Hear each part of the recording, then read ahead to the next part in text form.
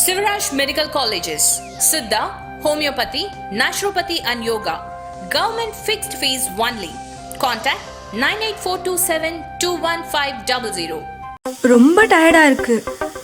Take it, date nut bites. Lion Date Nut Bites Energy Bar. Take it, Lion Date Nut Bites. வணக்கம். இன்றைய சிறப்பு நேர்காணலில் நம்மோடு இணைந்திருக்கிறார் மூத்த பத்திரிகையாளர் ரங்கராஜ் பாண்டே அவர்கள். வணக்கம் சார்.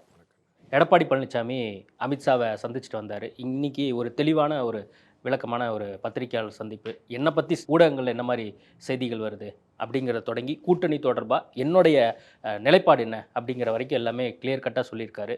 அவர் அந்த ஹேண்ட் கர்ச்சீஃபை முகத்தில் வச்சுட்டு போனது குறித்து அவர் கடுமையான ஒரு விமர்சனத்தையும் ஊடகங்கள் மேலே வச்சுருக்காரு. எப்படி பார்க்குறீங்க? கர்ச்சீஃபை தனியாக வச்சுக்கிடுவோம். அதற்கு முன்னாடி சொன்ன விஷயங்கள், அவர் அமித்ஷாவுடைய சந்திப்பு, அதிமுக பாஜக கூட்டணி, இதை பற்றி அவர் இதுக்கு முன்னாடி சொன்னதில் ஏதாவது மாற்றி சொல்லியிருக்கிறாரா, இல்லாட்டி நான் சொன்ன ஏதாவது ஒரு மாற்றி சொல்லியிருக்கிறாரா, என்னுடைய பார்வையில் ஏதாவது முரண் தெரியுதா, அவருடைய பேச்சில் ஏதாவது முரண் தெரியுதான்னு தெரிஞ்சுக்கணும். அப்படி ஏதாவது முரண்பட்டு சொல்லியிருக்கிறாரா? அவ்வளோதான். ஏற்கனவே ரொம்ப காலமாக நம்ம என்ன சொல்லிட்டு இருந்தோமோ அதுதான் அவர் சொல்லியிருக்கிறார். ஏற்கனவே அவரும் ரொம்ப காலமாக தெளிவாக சொல்லிட்டு இருக்காரு. அதிமுக பாஜக கூட்டணிக்குள்ள குழப்பம் அப்படின்னு நிறைய திமுகவுடைய கட்சி கூட்டணி அவங்க எல்லாருமே ஆசைப்பட்டுருந்தாங்க. அதற்கு ஊடகங்களும் துணை போயிட்டு இதை தவிர உலகத்தில் வேறு பிரச்சனையே இல்லாத போல் பேசிக்கிட்டு இருந்தாங்க. அது இல்லைங்கிறத ஒரு முறைக்கு ரொம்ப பலமாக நாங்கள் கூட்டணி பற்றி பேசவே இல்லை, அவர் கேட்கவே இல்லை, எங்களுடைய உள்கட்சி விவகாரம் நாங்கள் பார்த்து வந்துருச்சிருக்காரு. இதுதான் ரொம்ப தெளிவாக சொல்லப்பட்டிருக்கு. அன்னைக்கு சென்னையில் கூட்டணியை அறிவித்த போது என்ன நிலைப்பாடோ அதே நிலைப்பாடு அப்படியே தொடருது. தமிழ்நாட்டு என்டிஏவுடைய கூட்டணி தலைமை AIADMK will take decisions on all other things. இங்கே செகண்ட் பார்ட்னர் தான் பிஜேபி. நேஷனல் லெவல் பார்ட்டிங்கனால பிஜேபி அகில இந்திய தலைமை ஆல் இந்தியாவில் லீடு எடுக்கும். அங்கே சந்திரபாபு நாயுடு மாதிரி, நிதிஷ்குமார் மாதிரி, திரு எடப்பாடி பழனிசாமி பக்கத்தில் நிற்பார். அங்கே நரேந்திர மோடியும் அமித்ஷாவும் நட்டாவும் எடுக்கிறது தான் முடியும். தமிழ்நாட்டை பொறுத்தளவுக்கு திரு எடப்பாடி பழனிசாமி எடுக்கிறது தான் முடியும். இதை அவர் இன்னைக்கு சொல்ல அவர் பலகாலமாக சொல்லிட்டு இருக்கார். நான் அதை பலகாலமாக சொல்லிட்டு இருக்கேன். கேட்டுட்டு இருந்த மற்றவங்கலாம் கோவப்பட்டாங்க. எனக்கு ஒன்றும் புரியவே இல்லை. ஊடகங்கள் வேறு மாதிரி திசை திருப்பி சண்டை மண்டை எல்லாம் அப்படின்னு ஒன்றுமே இல்லை.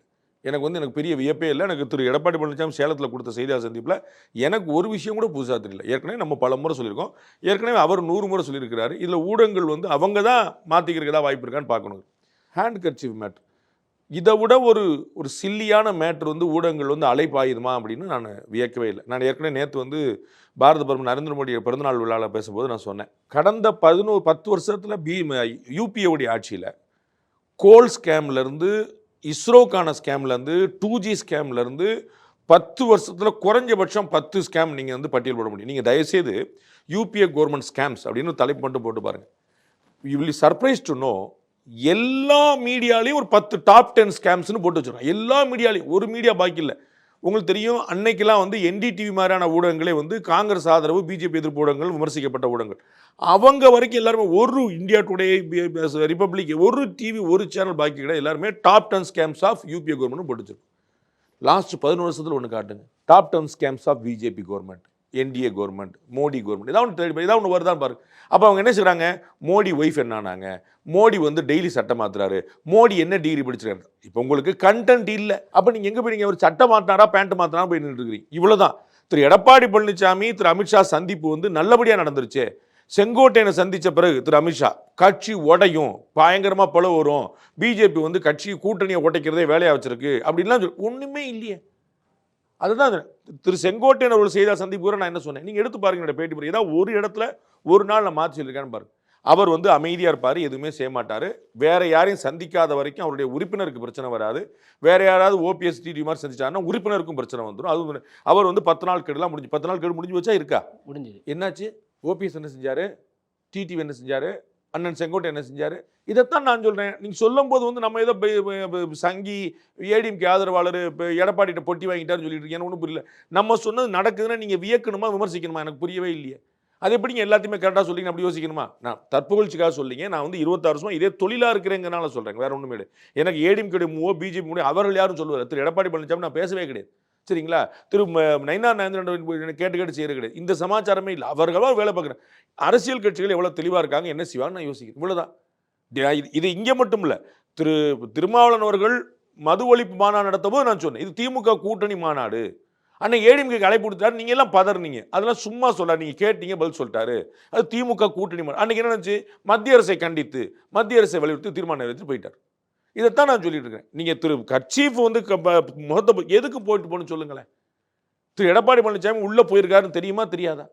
அதற்கு முன்னாடியே செய்தி உண்டா கிடையாது. எது கட்சி போட்டுருவோம்? என்ன அவன் அடிச்சு அனுப்பியிருப்பாங்களா? என்ன வெளியே போய் சொல்லியிருப்பாங்க? என்ன நடந்திருக்கும்? அப்படியே நடந்துருச்சு. நான் அவர் பெரிய அவமானம் செஞ்சாரு, முகம்லாம் இருண்டு போச்சு அப்படின்னா வெளியே வரும்போது அவருக்கு என்ன பிரச்சனை? நீங்க யார் பார்த்துருப்பீங்க? சந்திப்பு திரு எடப்பாடி பழனிசாமிக்கும் திரு அமித்ஷாக்கு தனியாக நடந்தது. அங்கே வந்து தம்பித்துறை போல, சிவி சண்முகம் போல, தங்கமணி போல, வேலுமணி போல பெருமக்கள் கூட கிடையாது. யார் உங்களுக்கு செய்தி சொன்னா? எனக்கு புரியவே இல்லை. சொல்லுங்க. அமித்ஷா கத்திட்டாரு, குமிச்சிட்டாரு, இவர் வந்து ஒரு முகம்லாம் தொங்கி போச்சு. யார் பார்த்தீங்க? பேசுன 2 பேர் ஒரு ரூமுக்குள்ள. எந்த கேமரா இருந்துச்சு? எனக்கு புரியவே. அப்ப இது எவ்வளோ பெரிய இட்டுக்கட்டிய கட்டுக்கதைங்கிறத தெரிஞ்சுக்க வேண்டாமா? எவ்வளோ கற்பனையும் தெரிய வேண்டாமா? முகத்தை எதுக்கு மூடிட்டு வரணும்னு சொல்லுங்க. வெளியில வர துண்டை கூட சாதாரணமாக செய்வாங்க.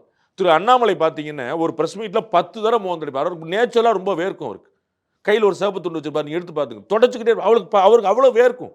திரு நரேந்திர மோடிக்கு வந்து தண்ணி குடிச்ச ஒரு மீட்டிங்ல 3 தடவை தண்ணி குடிப்பார். அப்போ வந்து ராகுல் காந்தி கேட்டகரில் தண்ணி குடிச்சிட்டாரு நரேந்திர மோடி சொல்லுவீங்க போல. எனக்கு புரியவே இல்லை. கட்சி ஒரு பாலிடிக்ஸா, ஒரு விஷயமா? ஊடகங்கள் எப்படி திட்டமிட்டு பண்றாங்க? ஏன் அவர் மறைக்கணும்? ஏன் அவர் ஒழிக்கணும்? மீட்டிங் டிலே ஆகிட்டே போகுது. இடையில 2-3 பேரை பிடிச்சி திருமணம் கண்ணி பண்ணி போறாங்க. 2-3 செட்டா மீட்டிங் நடக்குது. எல்லோரும் சேர்ந்து ஒரு சம்பிரதாய சந்திப்பு.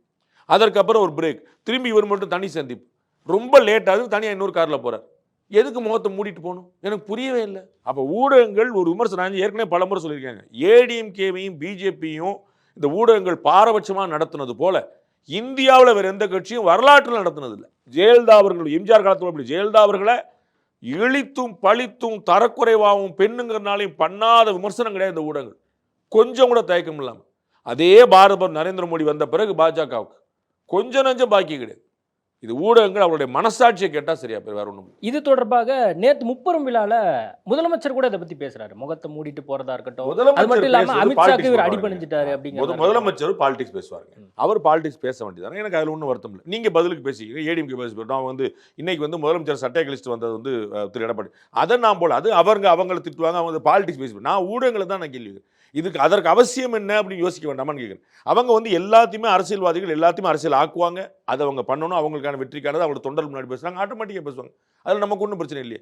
அவங்க வந்து இவர்கள் தனிப்பட்ட முறையில் விமர்சிப்பாங்க, இவங்க அவங்களை தனிப்பட்ட முறையில் விமர்சிப்பாங்க. அவங்க வந்து அடிமையாயிட்டாங்க, அதெல்லாம் அவங்க மாறி மாறி பேசிக்கிறது தான்.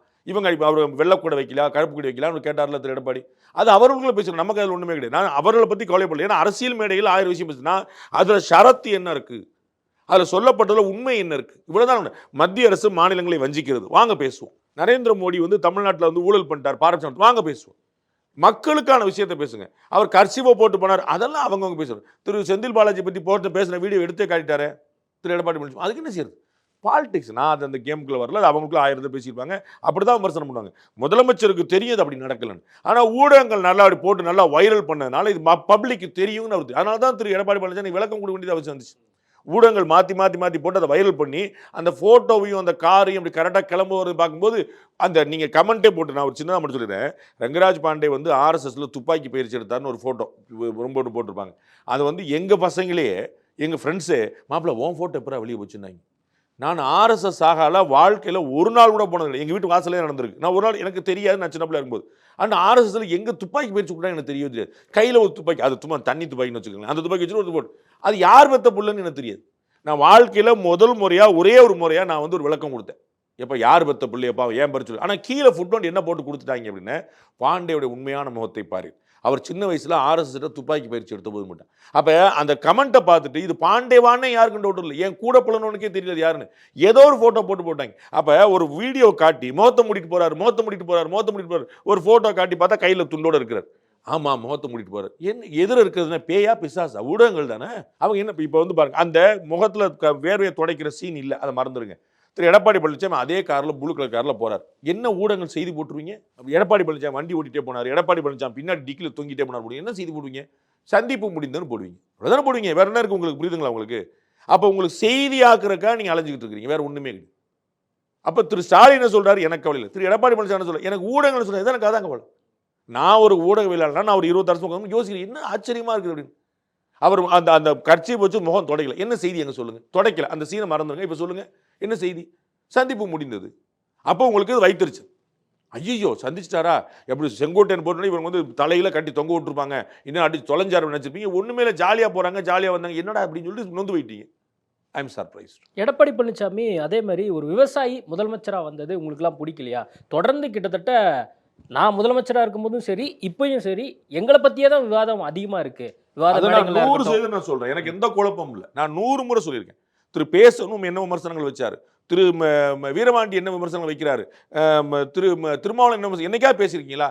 திரு எடப்பாடி இன்னைக்கு 2 உதாரணத்தை சொல்லியிருக்காரு. காங்கிரஸ் கட்சியுடைய மூத்த தலைவர், முன்னாள் தலைவர் அவர் கே எஸ் அழகிரி சொல்லியிருக்காரு, நாங்கள் வந்து அடுத்தவங்களுக்குலாம் நாங்கள் தூக்குனதெல்லாம் போதும், நாங்கள் இனிமேல் எங்களுக்காக உழைக்கணும்னு சொல்லியிருக்காரு. யாரா பேசுறீங்களா? என்னங்க கூட்டணி மாறப்போதா, என்ன உடைக்க போறாங்களான்னு சொல்லியிருக்காங்களா? நான் வந்து பகிரங்கமா வெளியில வந்து ஒரு பொதுக்கூட்டத்திலே சொல்லியிருக்கேன், காங்கிரஸ் கட்சியுடைய அகில இந்திய தலைமை மாறி யோசிக்குது, அவங்க வேற யோசிக்கிறாங்க, அவங்க டைலாமோல இருக்கிறாங்க, அவங்க 100% ஒரு உடன்பாடுல இல்லை, அவங்க வேற இல்லை. இன்னைக்கு காங்கிரஸ் கட்சியோட அகில இந்திய பார்வையாளர் வந்து திருநெல்வேலியில கூட்டத்தில் பேசிட்டார். 117 தொகுதியில் கவர் பண்ணி நாங்கள் வந்து ஒர்க் பண்ண போறோம், 117 சீட்டு வாங்க போறோம் சொல்லலை, சரிங்களா? சரி பாதின்னு சொல்லல. ஆனால் 117 நம்பர் என்ன சொல்லுங்க? சரி பாதி. நாங்கள் பழசு கொடுத்து வாங்க மாட்டோம்னு காங்கிரஸ் வந்து திரு கே எஸ் அழகிரி சொல்றார். நாங்கள் கூடுதலான சீட்டு நோக்கி போவோம்னு. அப்போ 25 சீட்டு கிடையாதுன்னு உங்களுக்கு தெரியுதா? இப்போ 28க்கு சம்மதிக்க மாட்டாங்கன்னு தெரியுதா உங்களுக்கு? புரியுதா? 25 வாங்கணும், 28 எங்களுக்கு கூட வாங்க சொல்லு. அப்போ 30-35 பேசுவாங்கன்னு தெரியுதா? ஆனால் எங்கேருந்து ஆரம்பிக்கிறாங்க தெரியுதா? 117 ஆரம்பிக்கிறாங்க. அப்போ திமுக எவ்வளோ பலவீனமாக இருக்குன்னு தானே சொல்கிறாங்க. எந்த ஊடகத்தில் விவாதம் பண்ணலாம். இப்போ நீங்கள் வரும்போது பாருங்கள், சாயந்தரம் ஒரு விவாதம், நைட்டு ஒரு விவாதம், நடுராத்திரில் ஒரு விவாதம், ஏதாவது ஒன்று திமுக கூட்டணி பற்றி விவாதம் நடக்குதா பாருங்கள். திருநெல்வேலியில் அந்த கூட்டத்தில் வந்து அத்தனை பெருமக்கள் தலைவர்கள் கலந்துக்கிட்டாங்களா இல்லையா? அது ஏதாவது ஒரு சொற்பொழிவாளர் மட்டும் பேசின பேச்சா?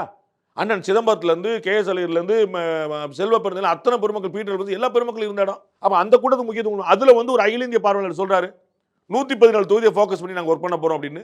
காங்கிரஸ் கட்சி என்ன அர்த்தம்? அதுக்கு ஏதாவது அர்த்தம் யோசிக்கலாம். கே எஸ் அழகிரி வாயே விட மாட்டார், சாதாரணமாக வார்த்தை விட மாட்டார், லூஸ் ஸ்டாக் கொடுக்கக்கூடிய தலைவர் கிடையாது. அவர் தெளிவாக சொல்கிறார், நாங்கள் கொடுத்ததெல்லாம் வாங்கிட்டு போகிற கட்சி கிடையாதுன்றாரு. அப்போ அங்கே என்ன நடக்காது? பேசவே மாட்டேன்றீங்க. முகத்தில் துண்டு மறைச்சிட்டு போனார், கூட தொழிலதிபர் போனாங்க, என்ன எனக்கு புரியவே இல்லை. கூட டிரைவர் போனார், அதை யாருமே பார்க்கல. ஊடகங்கள் நாளைக்கு வேணா ஒரு பிரேக்கிங் போடுங்க, முன்னாடி டிரைவர் வண்டி ஓட்டிட்டு போனார். என்ன அதிசயமாக இருக்குது? திரு எடப்பாடி பழனிசாமியில் வண்டி ஓட்டிட்டு போனோம், டிரைவர் வண்டி ஓட்டு, என்ன அராஜகம், ஓட்டுறதுக்கு ஒரு டிரைவர் வச்சிருக்காரு அப்படின்னு போடுங்க. டிடிவி தினகரன் என்னெல்லாம் விமர்சனம் பண்ணாரோ அதுக்கான விளக்கத்தையும் எடப்பாடி பழனிசாமி இன்னைக்கு வந்து சொல்லியிருக்காரு. என்டிஏ கூட்டணியுடைய முடிவை நான் ஏற்கிறேன், நான் வந்து அவங்க என்ன சொல்கிறாங்களோ அதை கேட்குறேங்கிற ஒரு நிலைப்பாட்டில் தான் இருந்தார். இப்போ என்ன ஆச்சுன்னு தெரில, அவர் என்ன சொல்ல வராருன்னு எனக்கு புரியல அப்படிங்கிற ஒரு விஷயத்த வந்து சொல்கிறார். அப்போ டிடிவி தினகரனுக்கு என்ன மெசேஜ் இது? நான் கூட்டணியில் உங்களை சேர்க்க தயாராக இருக்கிறேன், இதுதான் மெசேஜ். ரொம்ப சாஃப்டான ஒரு ரிப்ளை வந்து திரு எடப்பாடி பழனிசாமி கொடுத்துருக்காரு. அவர் மீது சமீப காலமாக திரு டிடி அவர்கள் வச்சிருக்கக்கூடிய விமர்சனங்கள் கடுமையானவை, நேரடியானவை. ஆனால் அவருக்கு என்ன ஆச்சுன்னு தெரியல, ஏன் அப்படி பேசுகிறாருன்னு தெரியல, யாருடைய தூண்டல் எனக்கு தெரியலங்கிறது சொல்கிறது வந்து ரொம்ப மென்மையான ரியாக்ஷன்ஸ்.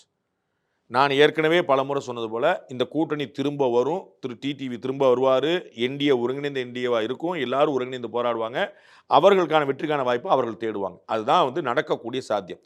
திரு அண்ணாமலை இன்னைக்கு நம்ம பேசும்போது சொல்லியிருக்காரு, நான் 2 நாட்களில் திரு டிடி அவர்களை சந்திப்பேன், என்டிஏவில் தொடர சொல்லி நான் வலியுறுத்துவேன்னு சொல்லியிருக்காரு. அதுதான் நடக்கும்னு நான் நம்புறேன்.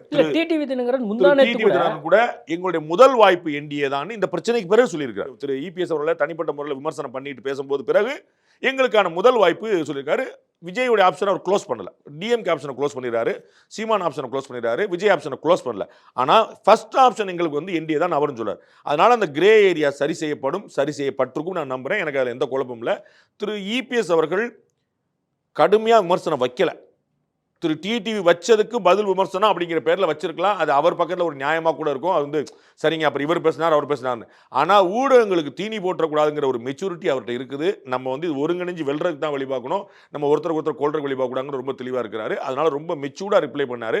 அது திரு டிடி அவருடைய மனதையும் மாற்றும்னு நினைக்கிறேன். ஸ்மூத்தாக 2 பேரும் சேர்ந்து ட்ராவல் பண்ணுறதுக்கான கூட்டணியாக ட்ராவல் பண்ணுறதுக்கான வாய்ப்பு அதிகமாக தெரியும். டிடிவி தினகரன் 2 நாளைக்கு முன்னாடி பேசும்போது என்ன சொன்னார்னா, ஏப்ரல் மாதத்திலிருந்து இது வரைக்கும் நான் காத்திருந்ததுக்கான காரணம் என்னென்னா, என்னை சார்ந்திருக்கக்கூடிய நலம் விரும்பிகள் வந்து கொஞ்சம் பொறுத்திருங்கன்னு சொன்னாங்க, அதனால் காத்திருந்தேன், கடைசியாக வந்து எல்லாமே மாறி போயிடுச்சு, அதனால் நான் வந்து கூட்டணி விட்டு வெளியே வந்துட்டேன் அப்படிங்கிற ஒரு விளக்கத்தை சொல்கிறாரு. அதில் வந்து உங்களுக்குமான ஒரு பதிலாகவும் வந்து அதில் சொல்கிறேன். எனக்கு பதில் அண்ணனுக்கு பதில் சொல்கிறதுலாம் நான் கிடையாது, அவர் ஒரு கட்சியோட அவர் ப்ரெஸ் மீட்லேயே உங்களை மென்ஷன் பண்ணி சொல்கிறார் 2-3 அவருடைய பெருந்தன்மை நம்முடைய பேரை சொல்கிறாரு, அவ்வளோதான். வந்து அவர் பேரை சொன்னதுனால பல ஊடகங்களுக்கு வந்து சிக்கல் வந்துருக்கும். ஐயோ இப்போ நம்ம அந்த பேரை போடுறதா வேண்டாமான்னு சிக்கல் வந்துருக்கும். லைவ்ல எடுத்திருப்பாங்க படம் டக்குன்னு வந்து ஐயோ ரங்கராஜ் பாண்டே சொன்னா என்ன செய்யுது அப்படின்னு சொல்லிட்டு திரு அண்ணாமலை நேற்று பேசும்போது 10 முறை சொல்லிட்டார். லைவ் எடுத்தவங்க பூரா திணறி இருப்பாங்க, என்னடா நம்ம வந்து லைவ் போடுறதா போடாமல். அது நாம வந்து ஒரு பத்திரிகையாளர் நம்முடைய கடமை செய்கிறோம். அண்ணனுடைய கருத்து அவர் சொல்றார், அதில் ஒன்று குழப்பம். நமக்கு என்ன முக்கியமான விஷயம்னா, திரு டிடிவி தினகரன் திரு இபிஎஸ்ஐ தனிப்பட்ட முறையில் தாக்க ஆரம்பிச்சது எப்போன்னு பார்த்தீங்கன்னா, அதாவது அவருடைய தலைமை நாங்கள் ஏற்க மாட்டோம், நான் ஏற்போன்னு எப்படி எதிர்பார்க்குறீங்க அப்படின்னு எனக்கு புரியல. அது எப்போ அப்படின்னு திரு அண்ணாமலை அவர்கள் இபிஎஸ் முதலமைச்சர் ஆகணுங்கிறக்காக நம்ம உயிரை கொடுத்து வேலை பார்க்கணும்னு சொன்ன பிறகு அதுதான் நான் சொல்லிட்டு வரேன். திரு அண்ணாமலை அவர்கள் பிஜேபியோட இன்சைடு மீட்டிங்லேயே அதை தான் சொன்னார். திரு இபிஎஸ்க்கு வந்து நல்லா கூட்டம் கொடுத்து இப்போ அதான் எல்லாருமே எல்லா உடனும் பார்த்துருக்கு, நீங்கள் பார்த்துருப்பீங்க. ஸோ எல்லா இடங்களும் அப்படி தான் வந்திருக்கு. அகில இந்திய தலைமைக்கோ மாநில தலைமைக்கோ யாருக்கும் எந்த குழப்பமும் கிடையாது. யார் தலைமையில் கூட்டணி அப்படிங்கிறது அதிமுகனா அதிமுக பொச்சல இன்னைக்கு எடப்பாடி பழனிசாமி தான். இந்த கேஸ் ஈசன் ஏதாவது ஒன்று வந்து இதாக ஆர்டர் ஆகி போகிறது வரைக்கும் அதில் இங்கே 2வது செகண்ட் தாட் கிடையாது. அப்போ அவங்கள்ட்ட தான் இருக்குது. நீங்கள் வந்து அதிமுக பொச்சல யாரை சொல்லுவீங்க? நீங்கள் திரும்ப சசிகலா சொல்லுவீங்களா, அண்ணன் டிடிவியை சொல்லுவீங்களா, அண்ணன் ஓபிஎஸ் யாரை சொல்லுவீங்க? அப்போ திரு கேசி பழனிசாமிலேருந்து புகழேந்திலிருந்து 100 பேர் வழக்கு போட்டு வழக்கில் இருக்குது. என்ன வழக்கு இல்லைன்னு சொல்லவே சொல்லி. ஆனால் அதிமுகவுடைய கம்யூனிகேட் பண்ணணும், அதிமுக கம்யூனி எலெக்ஷன் கமிஷன் யார் கம்யூனிகேட் பண்ணுன்னு பாருங்க. அந்த நோட்டீஸ் தான் அனுப்புகிறாங்க, தகவல் அனுப்புகிறாங்க, திரு டிடிவிக்கு அனுப்புகிறாங்களா வேறு யாருக்கு அனுப்புகிறாங்கன்னு பாருங்க. As simple as this. அப்போ இதில் வந்து என்ன எதிர்பார்த்தார் எனக்கு புரியல. அது ஒருவேளை அது நான் ஏற்கனவே பல முறை சொன்னேன், என்டிஏ கூட்டணியா, அதிமுக ஆட்சியா, கூட்டணி ஆட்சியா, அமைச்சர்கள் பங்கா, யார் அதெல்லாம் பிறகு பார்க்க வேண்டியது. இன்னைக்கு தெளிவான மெசேஜ் என்ன? அதிமுக தலைமையில் என்டிஏ கூட்டணி, எந்த குழம்பும் இல்லை. என்டிஏன்னு ஒன்று இருக்குதுன்னா அது ஏடிஎம்கே தலைமையில் தான் இருக்குது தமிழ்நாட்டில். இது வந்து பலமுறை காங்கிரஸும் திமுக கூட்டணி தெளிவாக சொன்னாங்க. அங்கே யூபிஏ, புரியுங்களா, இங்கே யூபியோட தலைமை டிஎம்கே, அங்கே யூபியோட தலைமை இன்னைக்கு இந்தி கூட்டணி. சரிங்களா? இன்னைக்கு தமிழ்நாட்டில் இந்தி கூட்டணி தலைவர் யாருன்னு கேளுங்களேன். யாராவது மாற்றி சொல்லுவாங்களா? ஸ்டாலின் கிடையாது, வேற யாரும் செல்வ பிறந்தகன்னு சொல்லுவாங்களா யாராவது? அப்போ உங்களுக்கு இதில் குழப்பம் வரல, இதுலேயும் குழப்பம் வருது. இதுதான் இந்த நெரேட்டிவ். அந்த நெரேட்டிவ்க்கு எப்படி அண்ணன் இறையானார்னு எனக்கு புரியவே இல்லை. அதிமுக தலைமையில் என்டிஏ கூட்டணிங்கிறது ஏப்ரல் 12 எல்லாருக்குமே தெரியுமே. இல்ல அவர் எக்ஸ்பெக்ட் பண்ணது வந்து என்னன்னா எடப்பாடி பழனிசாமியை மாத்துவாங்க அப்படிங்கறத இப்ப சொல்றாரு. அது எப்படி எப்படி மாத்துவாங்க? அவங்க ஏன் மாத்தணும்? ஒரு காலத்துல நீங்க எல்லாம் நினைச்சிட்டு இருந்தீங்களா இல்லையா, திரும்ப சசிகலாவை வந்து பிஜேபி பிடிக்கல, திரு டிடிவி பிஜேபி நினைச்சிட்டு இருந்தீங்களா இல்லையா? அப்புறம் பிஜேபியும் திருமதி திரு டிடிவி எப்படி ஒன்னாறாங்க? யாருமே ஒன்னாவதால ஒன்னாறாங்களே. எனக்கு சீட்டே வேண்டாம், என்னுடைய ஆதரவு உங்களுக்குன்னு சொன்னாங்களே, எப்படி ஒன்னானாங்க? இந்த குடும்பத்தையே ஒழிச்சது பிஜேபி தான் நினைச்சிட்டு இருந்தீங்களா இல்லையா? அப்புறம் அந்த பிஜேபிக்கு எப்படி இவர் சொன்னார்? அதே அண்ணன் டிடிவி பல முறை சொல்றாரா இல்லையா, பிஜேபி கெடுதல் பண்ணலங்க, பிஜேபி பிரச்சனை இல்லைங்க, எங்களுக்கு பிரச்சனை போறா இவர் கூட தான் சொன்னாரா இல்லையா? சொன்னாரா இல்லையா? அப்புறம் நீங்க என்ன சொன்னீங்க? இந்த குடும்பத்தை காலி பண்ணதே பிஜேபி நினைச்சீங்க. அவர் பிஜேபி எங்களுக்கும் துணை நின்றுக்கின்றாரு. இந்த கூட்டணியை உடைச்சது ஏடிஎம்கே உடைச்சதே பிஜேபின்னு சொன்னீங்க. திரு எடப்பாடி பழனிசாமி நாங்கள் கேட்டதெல்லாம் கொடுத்தது பிஜேபின்னு 10 முறை சொல்லிட்டார். இல்ல இன்னைக்கு தேதிக்கு வந்து டிடிவி தினகரன் வந்து அவரை மாத்தாம நான் என்டிஏ கூட்டணியில் வர முடியாது அப்படிங்கிறத தானே அவர் டிமாண்ட். சரியாகும், அதெல்லாம் சரியாகும், அதெல்லாம் சொல்லுவாங்க. அவங்களுக்கு ஏதோ ஒரு மனத்தாங்கல் வருத்தம், அதெல்லாம் சரி பண்ணுவாங்க, அதெல்லாம் ஒரு பிரச்சனை கிடையாது. இப்போ 117 சீட் வேணும்னு காங்கிரஸ் கேட்டிருக்குல்ல, திமுக என்ன சொல்லும்? அண்ணன் கேஎஸ் அழகிரி நீங்கள் கொடுத்துட்டு வாங்கிட்டு போகிற இடத்துல நாங்கள் இல்லைன்னு சொல்லியிருக்காருல, திமுக என்ன செய்யும்? அதுக்கெல்லாம் பதில் இருக்க மாதிரி தான் இதுக்கும் பதில் வரும். அதெல்லாம் நான் சொன்ன 100 நெகோசியேஷன்ஸ் வருங்க. எல்லாம் திமுக கூட இனிமேல் தானே கதையை ஆரம்பிக்க நீங்கள் பார்க்க போறீங்களா? 6 சீட்டுக்கு எல்லாரும் சம்மதிப்பாங்க நீங்கள் நினைக்கிற தனிப்பட்ட முறையில் நீங்கள் ஒரு செய்தியாளராக நீங்கள் சொல்லுங்கள். 6 சீட்டு நீங்கள் வந்து 2021 கொடுத்தீங்க, அதே 6 சீட்டுக்கு எல்லா கட்சியும் சம்மதிக்கு நீங்கள் சொல்லுங்க பார்ப்போம். நீங்கள் தனிப்பட்ட முறையில் கருதுறீங்களா? அதான் கண்டிப்பாக ஒரு சீட்டு 2 சீட்டு அதிகமாக 8 சீட்டு கொடுத்தா எவ்வளோ ஆச்சுங்க? அண்ணன் திருமாவளவன் 8க்கு ஒத்துக்கிட மாட்டார். அண்ணன் வைகோ சொந்த சீட்டு வேணும்பார், எனக்கு சொந்த சின்னத்தில் வேணும்பார். காங்கிரஸ் கட்சி 25 சம்மதி நினைக்கிறீங்களா? இப்போ எவ்வளோ சீட்டு கூட கொடுக்கறது? அதுதான் கேம். எல்லாருக்குமே இருக்குங்க பிரச்சனை. எல்லாருக்கும் வந்து கேக் வாக் கிடையாது.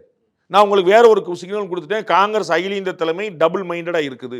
நெகோசியேஷன் சரியில்லைன்னா எல்லா கதவும் திறக்கத்தான் செய்யும். எடப்பாடி பழனிசாமி அதே மாதிரி செங்கோட்டையின் தொடர்பாகவும் இன்னைக்கு ஒரு விளக்கத்தை கொடுத்துருக்காரு. தனி தீர்மானம்லாம் போடப்பட்டிருக்கு. யார் யாருக்கூடலாம் வந்து நீங்கள் அந்த டச் இருக்கக்கூடாதோ அவங்க மேலெல்லாம் வந்து அதிமுகவினுடைய விதிப்படி கட்சியிலிருந்து நீக்கப்படுவார்கள் அப்படிங்கிற விஷயத்த வந்து இன்னைக்கு அவர் பதிவு பண்ணுறாரு. ஏற்கனவே சொன்னது தானே, நான் அதுக்காக தான் சொன்னேன். 10 நாள் கெடு இல்லைன்னா அந்த பிரச்சனையும் வந்திருக்காது. அது 10 நாள் கெடுன்னு அண்ணன் சொன்னனால அவர் வந்து டென்ஷன் ஆகிட்டார். நம்ம வந்து அதை நம்ம தலைமைக்கு எப்படி கெடு விதிக்கிறதுன்னு. அவங்க வந்து ஏற்கனவே பலமுறை திரு டிடிவி தனி கட்சி இன்னும் பற்றி அதை பற்றி பேசல. இன்றைக்கும் அவர் அதை பற்றி விமர்சனமாக வைக்கல, கவுண்டர் விமர்சனம் வைக்கல. திரு ஸ்டாலினுக்கு கவுண்டர் விமர்சனம் வைக்கிறார். உங்களுக்கு புரியுங்களா? நான் முகத்தை மூடிட்டு போனேன்னு சட்டை கழிச்சு போனது யாருன்னு கேட்குறாரு. சரிங்களா? கவுண்டர் விமர்சனம். ஆனால் திரு டிடிவி கவுண்டர் விமர்சனம் வைக்கல. நீங்கள் சூதனமாக கவனிக்கணும். திரு டிடிவி ஏன் அப்படி சொல்கிறாருன்னு எனக்கு புரியலையே, என்ன ஆச்சுன்னு எனக்கு தெரியலையே, என்ன அதுக்குள்ள என்ன மாறிச்சுன்னு எனக்கு தெரியலையே. என்டிஏக்குள்ளே என்ன இருக்குதோ உடன்போடு தானே சொன்னார். அவர் வந்து ஹீஸ் டாக்கிங் அபவுட் என்டிஏ. புரியுதுங்களா? யாருங்க? திரு எடப்பாடி பழனிசாமி. அவர் ரொம்ப பர்ஃபெக்டாக டீல் பண்ணியிருக்காரு. அவருக்கு என்ன சொல்லப்பட்டிருக்கோ என்ன இருக்குது அது கரெக்டாக போட்டிருக்காரு. இந்த கூட்டணி ஒன்றா வாங்கல, அதில் அவர் தெளிவாக இருக்கிறார். கட்சிக்குள்ள நடவடிக்கை ரொம்ப தெளிவானது. ஓபிஎஸ் உடைய விஷயம் முடிஞ்சு போச்சுங்க. நான் பல முறை சொன்னேன், திரும்ப சசிகலாவை சேர்க்கணுன்றீங்க. எப்படி திரு ஓபிஎஸ் எப்படி என்னவா சேர்க்கணும்னு சொல்லுங்கள். யார்ட்டையுமே பதில் இல்லை. அதுதான் நாங்கள் சொல்லிட்டு இருக்கிறேன் நான். அப்போ அவங்களுக்கு ஒரு சிக்கல் இருக்குது. அப்போ அவங்க வந்து நான் ஏற்கனவே சொன்னேன், இன்னொரு வாய்ப்பு, நல்ல வாய்ப்பு இருக்குது. என்ன, திரு டிடிவி கூட திரு ஓபிஎஸ் சேர்ந்துடலாம். அவங்களுக்குள்ள ஒரு பெரிய இணக்கம் இருக்குது. திரு டிடிவி ரொம்ப பலமுறை சொல்லியிருக்கிறாரு, நான் வந்து திரு ஓபிஎஸ்ஸை கைவிட மாட்டோம், அந்த எந்த சந்தர்ப்பத்தில் நாங்கள் துணை நிற்போம், அவருக்கு ஒரு அவமரியாதை நாங்கள் முதலாளாக குரல் கொடுப்போம். அப்போ அவங்க வந்து ஒரு கட்சியில் சேர்ந்து, அது அன்னை வந்து பொதுச்செயலாளர் இருக்காரு, அவர் அவைத்தலைவர் வந்து ஏதோ ஒரு பொறுப்பில் வச்சு போட்டுட்டு அதே அலையன்ஸில் அப்படி இருக்கலாம், எந்த சிக்கலும் இல்லை. வேற ஒரு சின்னம், வேற ஒரு கட்சி, அம்மா மக்கள் முன்னேற்ற கழகம், ஒன்றும் பிரச்சனை கிடையாது. அம்மா மக்கள் முன்னேற்ற கழகத்துக்கும் அதிமுகவுக்கும் ஐடியாலஜிக்கலாக எந்த முரண்பாடும் கிடையாது. அதே அம்மா அவர்களுடைய கணக்கில் தான் திரு டிடிவி திரு ஓபிஎஸ் எல்லாமே இருக்காங்க. அதே அம்மா அவருடைய கணக்கில் தான் திரு இபிஎஸ் எல்லாருமே இருக்கிறாங்க. ஸோ அவங்களுக்குள்ள ஒரு முரண்பாடும் கிடையாது.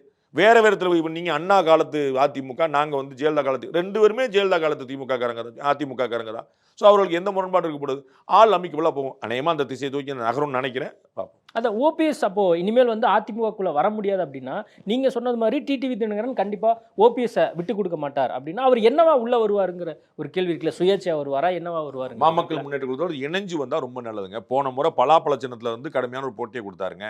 அவர் வந்து ஒரு அங்கீகரிக்கப்பட்ட சின்னத்தில் இருந்தாருன்னா எவ்வளோ நல்லா இருக்கும் பாருங்க. அவரே ரெட்டலையில் இருந்தாருன்னா இந்த ஓட்டு வாங்கியிருப்பாரா? குறைஞ்சபட்சம் தாமரையில் இருந்தால் அவர் ஓட்டு வாங்கியிருப்பாரா? நீ பார்த்தீங்க, ஓ பன்னீர்செல்வங்கிற பேர்லேயே 4 கேண்டிடேட் பண்ணாங்க. பன்னீர்செல்வங்கிற பேரில் விட ஓ பன்னீர்செல்வனே போட்டாங்க. ஆளுக்கு ஒரு சுயேட்சை சின்னம். அப்போ எவ்வளோ பெரிய சேலஞ்சு பாருங்க. அப்போ அந்த சேலஞ்சை தொட்டு எதிர்கொண்டு அவர் அவ்வளோ ஓட்டு வாங்க முடிஞ்சது. அப்போ நீங்கள் யோசிக்கணும், அவர் வந்து தாமரை சின்னத்திலையோ ரெட்டலை சின்னத்திலையோ இல்லாட்டி வேற ஒரு அங்கீகரிக்கப்பட்ட சின்னத்திலையோ குக்கர் சின்னத்திலையோ பரிசு பொருட்கள் சின்னத்திலையோ அம்மா மக்கள் முன்னேற்ற கழகம் போட்டியிடும்போது எல்லாத்துக்கும் போயிட்டு அவருக்காக மோடி உட்பட பலர் வந்து பிரச்சாரம் பண்ணி நிற்கும் போது அது எப்படி இருக்குன்னு யோசிங்க. அப்போ வெற்றி வந்து ஈஸியாக இருக்கும். வெற்றி வந்து உண்டா இல்லையான்னு கேள்விக்குரிய இடத்துல வெற்றி உத்தரவாதப்படுத்தப்படும். அவ்வளோதானே. அப்போ அவர் வந்து தனியாக நின்று ஒரு இயக்கமாக கலங்கண்டு போகிறத விட அந்த கேஸ் இருக்கட்டுங்க, நம்ம வந்து அம்மா மக்கள் முன்னேற்றத்தில் இருந்து பார்ப்போம்னு சொல்லி முயற்சி பண்ணலாம். செங்கோட்டையன் இப்போ வந்து நம்ம அவர் சொன்னக்கூடிய அந்த காலகட்டத்திலேருந்து இன்னும் கிட்டத்தட்ட நம்ம ஒரு 3 நாள் தள்ளி தான் பேசுகிறோம். அவர் இதே மாதிரி தான் இனிமேல் தொடருவாரா? ஏன்னா இபிஎஸ் இன்னைக்கு வந்து சொல்லிட்டாரு, வேற வழி இல்லாமல் இந்த முடிவு எடுத்திருக்கோம் அப்படிங்கிறதுமே சொல்கிறாரு. அப்போ அவருக்குமே வந்து செங்கோட்டையனுடைய அந்த நிலைப்பாடு உடன்பாடு இல்லைங்கிறது நம்மளுக்கு புரியுது. அப்போ செங்கோட்டையன் என்னதான் பண்ண முடியும்? நான் தான் சொன்னேன், திரு செங்கோட்டையன், திரு டிடிவி, திரு இபிஎஸ், திரு ஓபிஎஸ் எல்லாருக்குமான பாதை தெளிவாக இருக்கிறது. எல்லோர்ட்டையும் தெளிவாக ஒரு விஷயம் சொல்லப்பட்டிருக்கு. இவர்கள் எல்லோருமே வேற வேறு சந்தர்ப்பங்களில் பிஜேபி அணுகின போது பிஜேபி ரொம்ப அவருடைய கட்சியை பார்க்க நம்ம தலையிட முடியாது, நம்ம கட்சியில் ஒன்று செய்யணும்னு அவங்க கேட்க முடியாது. அண்ணாமலை அவர்களை மாற்ற சொல்லி நாங்கள் கேட்கவில்லை, நாங்கள் எப்படிங்க கேட்க முடியும்? திரு இபிஎஸ் பேட்டி கொடுத்துருக்காரு. நாங்கள் எப்படிங்க அவங்க கட்சியில் நாங்கள் பேச முடியும்? எங்கள் கட்சியில் அவங்க தலைவர்களாக சொல்கிறோம், நாங்கள் சொல்லுவோமா? அது அவர்களுடைய முடிவு சொல்லியிருக்காங்க. அதுதான் பாயிண்ட். அப்போ இவங்க வந்து அவங்கள மாற்ற சொல்ல முடியாது, அவங்க இவங்களை மாற்ற சொல்ல முடியாது. அப்போ திரு டிடிவி தினகரன் காலகாலமாக கூட இருந்திருக்கிறார். ரொம்ப இணக்கமாக நட்பாக பெருந்தன்மையாக நடந்துட்டு இருந்திருக்காரு. அப்போ கூட வச்சுக்க தான் பிஜேபி வருமோ அதுதான் திரு அண்ணாமலை சொல்லுவோம். இவ்வளோ பிரச்சனை வந்துச்சுல, திரு இபிஎஸ் இவ்வளோ விமர்சிக்கிறார்ல, அப்போ அண்ணாமலை வந்து எங்களுக்கு தெரியாதுங்க, அவர் வந்து எங்கள் கட்சி எங்கள் கூட்டணி தலைமை விமர்சிச்சாருங்க, நாங்கள் வரலங்கன்னு சொல்லி சொல்லலை. என்ன சொல்கிறார்? நான் பேசுவேன். நயினா நாயந்தன் என்ன சொல்கிறார்? எப்போனாலும் நான் பேசிடுவேன், அண்ணன் சொன்னார்னா எனக்கு பேசி, எங்களுக்கு பழைய சார் அவர், எங்களுக்கு நாங்களாம் மரியாதை குறைவாக நடத்திட்டு இருக்கிறோம், எங்களுக்கு வந்து குழப்பம் கிடையாது, நான் அவர் எப்போனாலும் ரீச் பண்ணுவேன். ஓபிஎஸ் கூட நைனா நாகேந்திரன் ஃபோனில் பேசினதா வந்து சொன்னார். அதுதான் சொல்கிறேன். நம்ம அதுதான் திரு யாரும் இல்லை விமர்சனம் வச்சாங்க முதல்ல. அண்ணாமலை சூப்பர், நயினார் சரியில்லை, அதான் விமர்சிச்சாங்க. ஆனால் நயினார் என்ன சொன்னார்? நான் அண்ணன் கூட எப்போனாலும் நிற்பேன், சாருக்கு எப்போனாலும் நான் பேசுவேன், நான் வந்து காத்துட்ருக்கிறேன். திரு அண்ணாமலை சொல்கிறார், நான் பிஜேபி கூட பேசுவேன், நான் வந்து டிடி கூட பேசுவேன், நான் ஓபிஎஸ் கூட. அதுதான் நான் சொல்லிட்டு இருக்கேன். திரு இபிஎஸ் என்ன சொல்கிறார்? அதே தான் சொல்லிட்டு. அப்போ எல்லாருக்கும் தெளிவான பார்வை இருக்குது. நம்ம ஒன்று சேர்ந்தா தான் வெற்றி பெற முடியும். என்னவா சேர்றதுங்கிற ஆளுக்கு ஒரு கிரே ஏரியா போட்டு அதை சரி பண்ணிடுவாங்க. திரு செங்கோட்டையன் அதிமுக தலைவர் ஒன்றிணைன்னு சொன்னது எந்த குழப்பமும் இல்லை. அது வந்து எல்லாருமே ஒன்றா சொன்னது தான், காலகாலமாக சொன்னது தான். இதே 6 பெருமக்கள் அண்ணன் அன்னைக்கு குறிப்பிட்ட சம்பவத்தில் வந்து அப்போ திரு நெடுஞ்சாலை நகரில் திரு எடப்பாடி பழனிசாமி வீட்டில் போய் சொன்னது தான். 6 பேருமே சொன்னது. அப்போ யார் வந்து கட்சிக்கு துரோகம் பண்ணாங்க? இதை வெளியில் வந்து சொன்னது ஒரு சிக்கல், 10 நாள் கெடுஞ்சது பெருஞ்சிக்கல். அப்போ வந்து தலைமை வந்து ரியாக்ட் பண்ண முடியாது. இல்லாட்டி எல்லாரும் ஒரு போடுவாங்க, தேவர் பேரை வைக்கலன்னா நாங்கள் வந்து மாறிடுவோம்னு சொல்லிட்டு இசைக்கு சுப்பியா நாளைக்கு ஒரு விஷயம் போடலாம், எங்களுக்கு வேற ஒன்று பண்ணுங்கன்னு சொல்லிட்டு இங்கே பெஞ்சமின் வேற ஒரு நிபந்தனை, அப்படி ஆளாளுக்கு வந்து ஒரு நிபந்தனை வச்சாங்கன்னா அது பெரிய சிக்கல் வரும். அப்போ சரி வராது. இதெல்லாம் உள்ளுக்கு இன்னைக்கு போயிட்டு 10 தடவை சொன்னாரா? அதெல்லாம் எங்கள் கட்சியில் நாங்கள் பார்த்துருவோங்க, உங்கள்கிட்ட சொல்ல வேண்டியதில்லைங்க. அப்போ கட்சிக்குள்ள விஷயங்கள் தனிங்கிறத தெளிவாக இருக்கிறாங்க. அப்போ தான் ஒரு ஒழுங்கு வந்து நிற்கும். அவர் என்ன சொன்னாங்க, அம்மா காலத்தில் கட்சி அப்படின்னு இருந்துச்சிங்க, அப்புறம் நம்ம இப்போ எப்படிங்க மாற்ற முடியும்? அவ்வளோ. அப்போ நீங்கள் அம்மா வாங்குறதெல்லாம் கேள்வி கிடையாது. அதிமுக பொதுச்செயலாளர் தானே. அப்போ கட்சினா அதுக்கு ஒரு கட்டமைப்பு இருக்குது. நாளைக்கு திரு செங்கோட்டையனே பொதுச்செயலாளர்னாலும் அதான் கதி. அப்போ ஆளாளுக்கு ஒருத்தர் எதிர்த்து பேசுகிறாங்கன்னு சரியாயிருமா? திரு செங்கோட்டையன் அவர்கள் இந்த ஓபிஎஸ் திரு டிடி அவர்கள் பக்கம் வந்து இணைக்கிறதுக்கான வழியை உள்கட்சிக்குள்ளே தொடர்ந்து பண்ணாங்கன்னா அதில் எந்த சிக்கலும் இருக்காது. அதில் பல பேரே விரும்புகிறாங்க. நான் பலமுறை சொன்னதான், மாற்றி சொல்லவே மாட்டேன். அதிமுக ஒன்றிணையணும், திரு டிடிவி, திரு ஓபிஎஸ், திரு சசிகலா எல்லாரும் ஒன்றா இருக்கணுங்கிறது எல்லாருக்கும் விருப்பம் இருக்குது. அது உள்ளே வந்து நிற்க போகிறாங்க. சரிங்களா? அப்படி வந்தால் ஒன்றும் பிரச்சனை கிடையாது. ஆனால் அது அதிமுகக்குள்ளேயா கூட்டணி கட்சி ஆவாங்கல ஒரு கிரே இருக்குது. இதை அவர்கள் எல்லாரும் பேசும்போது சந்தோஷப்படுவாங்க, வெளியில் பேசும்போது யாரும் ஏற்க மாட்டாங்க. அப்போ திரு செங்கோட்டையன் அவர்கள் வேற ஒரு அலையன்ஸு அல்லது திரு ஓபிஎஸ் உள்ளிட்டவர்களை சந்திப்பதற்கான ஏற்பாடு பண்ணாங்கன்னா அடுத்த கட்ட நடவடிக்கை இருக்கும். அப்படி இல்லைன்னு கட்டாமல் நடவடிக்கை மாட்டாங்க. அது வந்து அதீதமாக போயிடும். திரு இபிஎஸ் வந்து எக்ஸஸாக பிஹேவ் பண்ணிட்டாருன்னா போய் நிற்கும். அதனால திரு இபிஎஸ் இந்த இடத்துல முடிக்கிறார். நாங்கள் அதான் முடிஞ்சு வச்சுலங்க, நான் ஏற்கனவே செஞ்சுட்டோம்ல, அவ்வளோதான் முடிஞ்சு. சந்தர்ப்பம் ஏற்கனவே பார்த்தா தலவாய் சுந்தரம் அவர்கள் இந்த மாதிரி தான் வந்து கட்சி பொறுப்பில் நீக்கப்பட்டார். அதுக்கப்புறம் திரு தலவாய் சுந்தரம் சேர்க்கப்பட்டார், அதே பொறுப்பில் கொடுக்கப்பட்டார். அதே மாதிரி நாளைக்கு திரு செங்கோட்டையன் கொடுக்கல, எந்த பிரச்சனையுமே இல்லையே. ஒரு நாள் ஒரு 10 நாளில் திரும்பி செங்கோட்டையன் கொடுத்துடலாம். எப்போ இது அடுத்த கட்டத்துக்கு நகராத வர திரு செங்கோட்டையன் அவர்கள் வந்து உள்ளங்க அவர் டெல்லி போயிட்டு வந்தபோது எனக்கு தெரிஞ்சு டெல்லியில் போய் இதான் சொல்லப்பட்டது. டெல்லி மக்கள் ரொம்ப தெளிவாக சொன்னாங்க, இல்லைங்க எல்லாம் ஒன்றா இருங்க, ஒன்றா இருக்கிற ஒன்றான்னு சொல்லி ஒவ்வொருத்தராக கிளம்பி போகிற அர்த்தம் கிடையாது. அதனால் ஒன்றா தான் இருக்கணும், நம்ம 2026 தான் முக்கியம், அதை நம்ம கவனம் வச்சுக்கோங்க அவங்க சொல்லியிருக்காங்க. அதே தான் திரு இபிஎஸ்சி சொல்லப்பட்டு எல்லாரும் அரவணைச்சு போங்க, எல்லாருமே அவ்வளோதான். They are very cool, they are very clear. அப்போ இன்னைக்கு பிரஸ் மீட் மூலமா இபிஎஸ் வந்து அப்போ டிடிவி தினகரனை வந்து ஒரு இணக்கம் காட்டுறாரு அப்படின்னு நம்ம புரிஞ்சுக்கலாமா? ஆனால் அதே சமயத்தில் அவர் அம்மாவால் நீக்கப்பட்ட ஒரு நபர்னு சொல்லி ஒரு ஆதாரத்தையும் எடுத்து காட்டுறாரு 2011. காட்ட தான் செய்வார். நான் வந்து என் மேலே கூட்டம் சொல்கிறாங்கன்னு நீங்கள் என்னன்னு கேட்பாங்கல்ல, அந்த கவுண்டருக்கான விஷயம் இருக்குது தானே செய்யுது. அவர் கூட்டணியாக அவர் வரல, அவருக்கு ஒன்றும் பிரச்சனை கிடையாது. ஏடிஎம்களுக்கு திரும்ப சேர்க்கல, அவருக்கு பெரிய பிரச்சனை உண்டு, அவர் சேர்க்க மாட்டார். அதில் வந்து குழப்பம், அது முடிஞ்சு வச்சு தனி கட்சியாக தான் அதில் தான் அண்ணன் ஆரம்பிச்சார். அதனால் வந்து கூட்டணியாக வரல, அவங்களுக்கு பெரிய சிக்கல் இருக்காது. அவங்க எல்லாருமே எல்லா தரப்புலையும் பேசுவாங்க. இன்னைக்கு அண்ணாமலை நீங்கள் ஏற்கனவே சொன்னது மாதிரி 2 நாளில் மீட் பண்ண போகிறேன் அப்படின்னு சொல்லியிருக்காரு. அதுவுமே வந்து சமூக ஊடகங்களில் ஒரு சில நாட்களாக வந்து அண்ணாமலை தனி கட்சி வந்து ஆரம்பிக்க போகிறாரு, அண்ணாமலை தனி ட்ராக் ஆரம்பிக்க போகிறார், அது சம்பந்தமாக டிடிவி தினகரன்ட்ட பேச போகிறாரு அப்படிங்கிற விஷயம்லாம் வந்து பேசப்பட்டுச்சு. அது மட்டும் இல்லாமல் அண்மையில் பாஜகவினுடைய உயர்மட்ட குழுவில் வந்து PL சந்தோஷ் வந்து கன்வின்ஸ் பண்ணி தான் இவரை கூப்பிட்டு வந்தார் அப்படிங்கிற ஒரு விஷயமும் இருந்துட்டு இருக்கு. இந்த மாதிரி சூழலில் அண்ணாமலை பாஜகவில் தொடருவாரா, இல்லை அவர் தனி கட்சி தொடர்பாக தான் வந்து டிடிவி தினகரன்ட்ட பேச போகிறாரா? உங்களுக்கெல்லாம் பொழுது போலன்னா எனக்கு பொழுது பத்தலை, அதனால் நான் அதுக்கெல்லாம் அந்த பதில் சொல்லியிருக்க அர்த்தம் இல்லை. உங்களுக்கு பொழுது போகாமல் இருக்கலாம், என்னடா செய்யலாம்னு யோசிக்கலாம். எனக்கு பொழுது பத்தலை, நான் வந்து ரன்னிங் அவுட் ஆஃப் டைம், நான் நிறைய வேலைகள் பண்ண வேண்டியிருக்கு, அதனால் எனக்கு பொழுது பத்தலை. அப்போது முழுக்க முழுக்க அந்த திரும்ப என்டிஏ கூட்டணியில் உள்ளே கொண்டு வரணுங்கிறது தான் அண்ணாமலையுடைய நோக்கமாக இருக்குது. அண்ணாமலை போய் சொல்லுவார் நீங்கள் நினச்சிங்கன்னா நீங்கள் போய் அவர்கிட்ட கேட்டுங்க. நான் அண்ணாமலை போய் சொல்லுவார் நான் நினைக்கல. அண்ணாமலை என்ன சொன்னார் சொல்லுங்கள், என்ன சொன்னார்? டிடிவி எதுக்காக சந்திக்க போகிறார்? அவர் அந்த கூட்டணியில் திரும்ப கொண்டு வரணும். அப்போ அவர் வந்து தனி கட்சி பற்றி சந்திக்க போகிறாருன்னு கேட்டால் அவர் போய் சொல்லுவார். நீங்கள் நினைக்கிறீங்க, நான் ஏன் நினைக்கிறேன் அவர் போய் சொல்லுவாருன்னு? உங்களுக்கு அண்ணாமலை மேலே மதிப்பு இல்லை, எந்த ஊடகங்களுக்கும் கிடையாது. அவர் வந்து நம்மளை வந்து பயங்கரமாக கேள்விக்கிறார், ஊடகங்களை பயங்கரமாக கேள்வி வாங்க, நீங்கள் எந்த ஊடகம் வாங்க சொல்லுங்கன்றார், நேருக்கு நேரம் கேட்குறாரு. அதனால் உங்களுக்கெல்லாம் ஊடகங்களுக்கெல்லாம் அவர் மேலே ஒரு தனி காண்டு, நான் என்ன செய்ய முடியாது? அப்போ அது திட்டம் இல்லை, அப்போ வந்து இது திட்டமிட்டு பரப்பப்படுற ஒரு செய்தி. நான் தெளிவாக சொல்லிட்டேன், உங்களுக்கு பொழுது போகலை, எனக்கு அப்படி இல்லை. ஓகே சார், நிறைய விஷயங்கள் குறித்து பேசியிருக்கோம், நேரங்காலம் கொடுத்து.